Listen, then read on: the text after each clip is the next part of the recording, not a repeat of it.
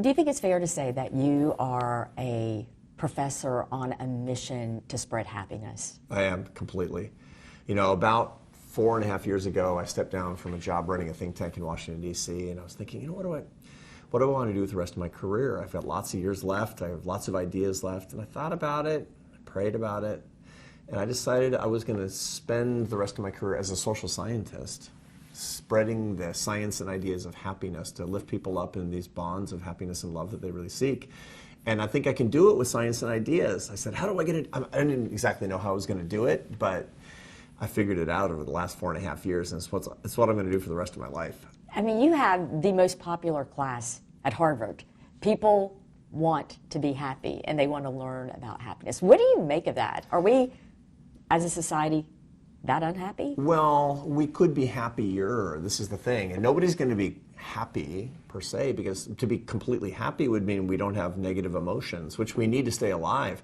We wouldn't have negative experiences, which we need to actually learn and grow. But we can be happier, and everybody wants that. Now, so many forces in our society are militating against getting happier. When you offer people ideas so that they can go in the direction that they actually want, it's popular. It's funny because, you know, people will consume material that makes them unhappier because it gives them a kind of minor temporary satisfaction to fight, to be bitter, to be angry, whatever it happens to be. But deep down, there's this longing to live a better life. And that's what my work is all about. It's how people can actually get that and bring it to the lives of other people. I teach a class called Leadership and Happiness.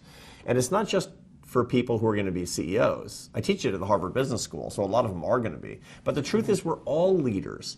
And as leaders, we can live a better life by also being happiness teachers. And so what I'm teaching in my class is not just how to be happier, it's how to lift other people up as well, which is the secret to getting happier yourself.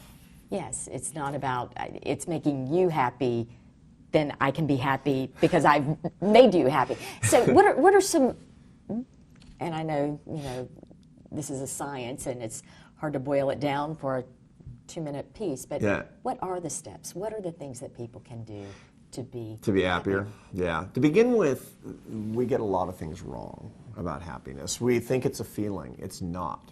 We think it's a destination. It isn't.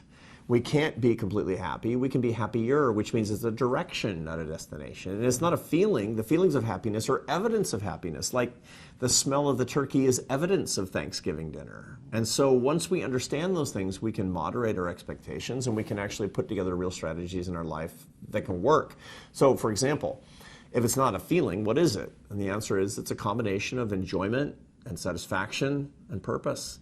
Those are the 3 parts, and each one of those is a quest. Each one of those is a journey to understand it, to use the science to get better at it, to practice it in our lives, and to share it with other people. And now we're off to the races. And so a lot of it's just clearing up the misconceptions about what happiness is and what it isn't. You have agreed to become a founding member of the board of fellows at the Institute of Civics here at the University of Tennessee. Why did you agree to this partnership? I think it's really exciting what's happening at the University of Tennessee in general, and at the Baker Center in particular, and this institute, which is critical to actually showing the way, not just for people in Tennessee, but all over the country, that we can be happier, we can have real conversations about real topics and not hate each other. We can be counterculturally go against the trends that people are fomenting in politics in America.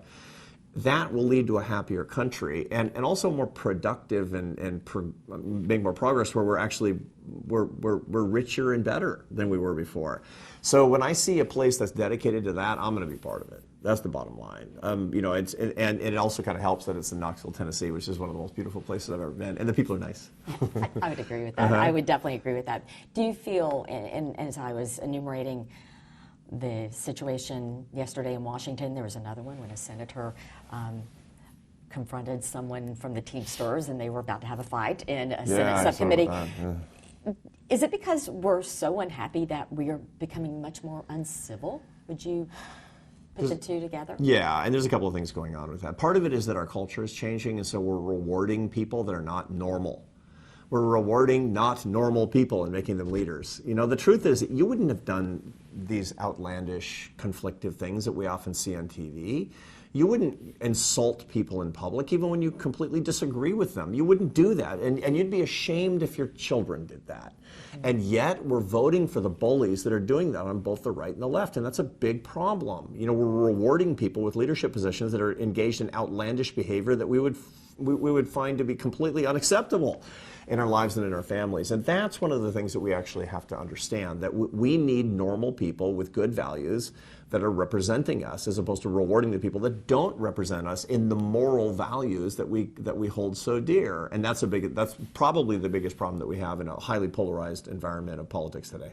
Absolutely. How do we agree to disagree civilly beyond our lawmakers? I'm having conversations with a friend who I don't agree with, right. And the tendency these days, if you look at these examples, is to be ugly. How do we agree to disagree? Most people actually are pretty civil with their friends, and they do disagree. I mean, most of us disagree with our family members. I mean, I didn't vote the way my parents vote.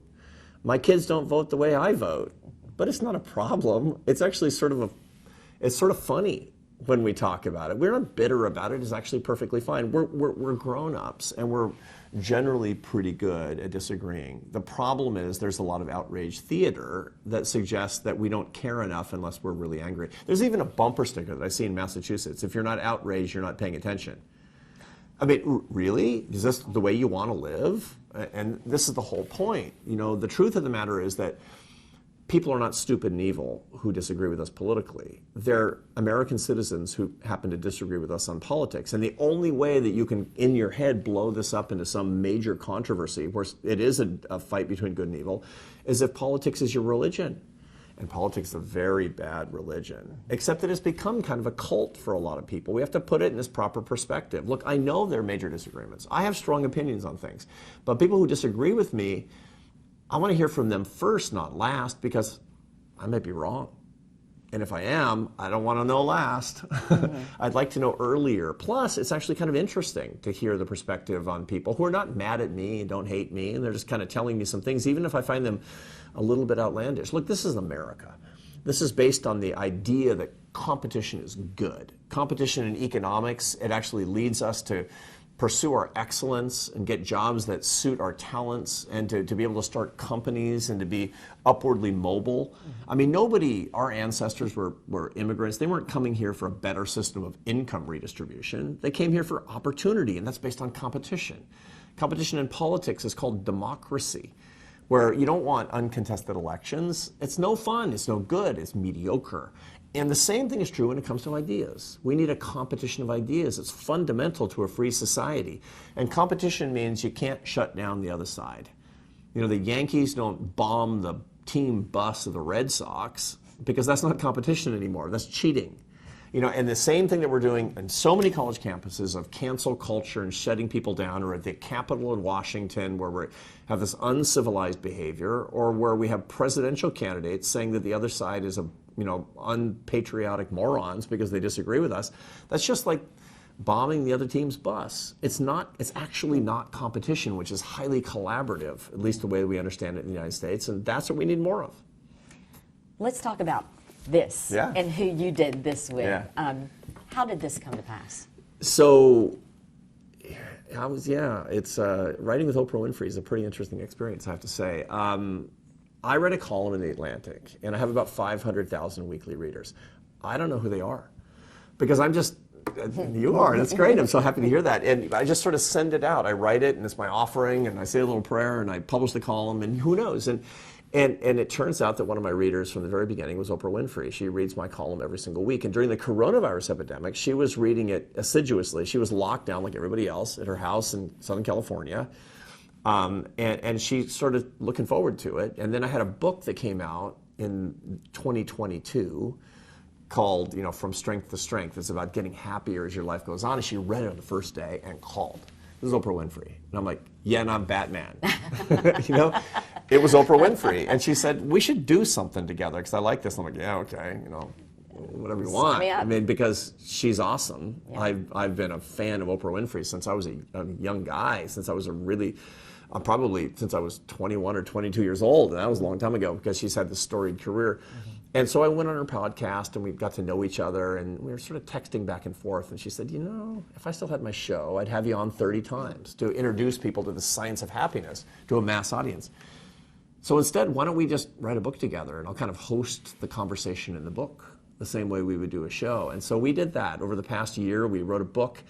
Phenomenal experience. We went back and forth. We cooked it up, you know, at her place in Southern California, and then we went away and passed chapters back and forth, and then we read it in the studio so that people could listen to it on audio or read it. And it was a wonderful experience. And now we've done all kinds of different things together. We have a new podcast that's debuting on November 20th, which is part of her Super Soul series. And it's going to be a series on the science of happiness. And if people like it and people watch it, we'll do more. And it's just great. It's just fun. And it's kind of where I want to be at this point in my life. And she's you know, making me better as a person too. And I have to think it works both ways. You know, I can't speak for her, but I just love it. And, you know, I think oftentimes, you know, because it's funny because, you know, in my position, I've had the opportunity to meet a lot of people who are very public in their lives, very famous people. And sometimes they're not the way they seem because they're humans, right? And they have to have a public image. She's just like she seems. She's the same good person who really wants the best for everybody. And part of the reason is because she doesn't see all of the world's rewards, you know, the money and the power and the fame as the goal. She sees that as the opportunity to use in service of other people. And that's so good because she wants to lift other people up in bonds of happiness and love, just like me. And so sometimes, you know, when I'm out because I'm doing 175 talks a year outside of my university and traveling all over the place, and it's great. And when I'm really kind of frustrated or things aren't going right, sometimes I'll say, what would Oprah do? And then I always do the right thing. We need, you know, how they used to have those. I know. And she's not a religious figure, but she's pretty good. She's happiness and goodness. She's goodness. She really is. She wants the best for everybody. And it's been a great example for me. Awesome.